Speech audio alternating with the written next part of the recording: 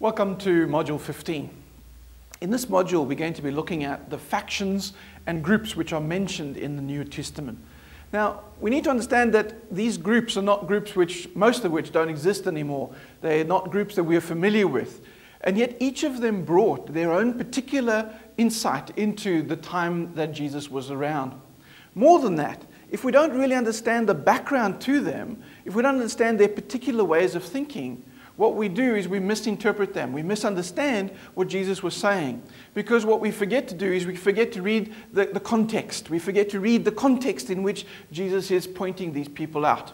So what we're going to do in this module is we're going to be looking at each of these groups or factions within the environment in which Jesus was operating, in which the early church later on was operating, and to see what is behind them. Where did they come from? What was their background? What were their particularity in terms of the time and the context in which Christianity arose? Because in order to do so, gives us a little bit better tool in order to be able to identify what Jesus was talking about and what the writers themselves were thinking as they were talking about each of these factions and groups.